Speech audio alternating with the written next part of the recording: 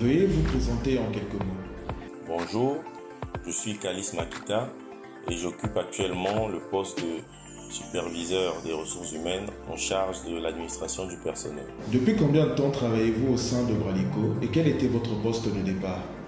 J'ai été employé par la société Bralico il y a de cela 9 ans, précisément le 10 janvier 2014.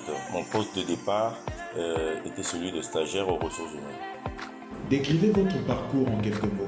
Tout d'abord, à mon arrivée au sein du service des ressources humaines, il m'a été affecté la tâche de gérer le personnel journalier. Tout ce qui était tâcherons, manutentionnaires, tous les travailleurs temporaires. Donc j'étais censé m'occuper de leur recrutement, de leur discipline et aussi de contrôler leur facturation, s'agissant du personnel de sous-traitance. Ensuite, il m'a été affecté la tâche de travailler de concert avec le service comptable pour suivre le premier dépôt de distribution de notre société qui se trouvait à l'entrée du port. Et enfin, il m'a été aussi confié la tâche d'organiser les visites médicales pour le personnel, de planifier les congés, de suivre les procédures disciplinaires.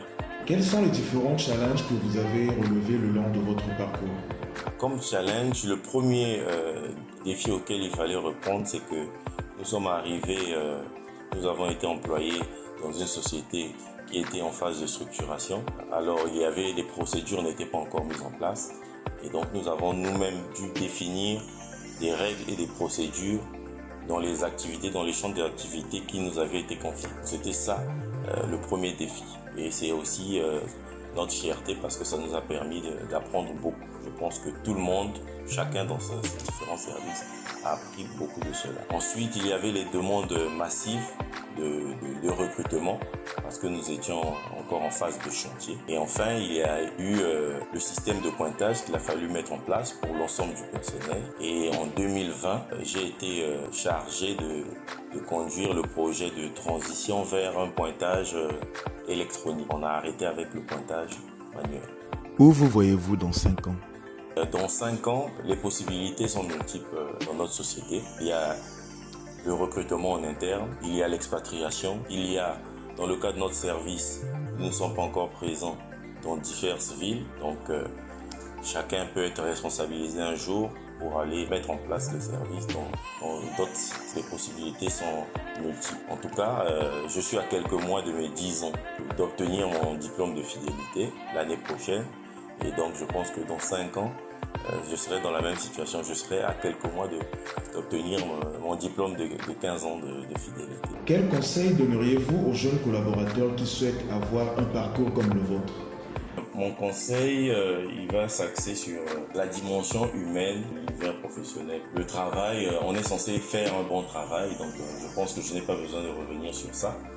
Mais ce qui va être le plus déterminant, c'est la relation humaine, parce que on peut faire un travail correct, mais si la relation humaine ne supporte pas l'effort que nous fournissons, notre effort sera vain. Donc mon conseil, ce serait d'établir des rapports conviviaux au sein de son service, avec sa hiérarchie, avec aussi les collègues qui évoluent dans divers départements et services. C'est vrai que ça fait tout un monde, c'est difficile, mais il faut donner aussi de soi, supporter parfois les contradictions. Le conseil aussi que je peux donner à chacun, c'est aussi d'être patient. On ne se fait pas en un jour. La personne que j'étais en 2014, ce n'est pas la personne que je suis aujourd'hui. Donc j'ai beaucoup appris, j'ai été patient.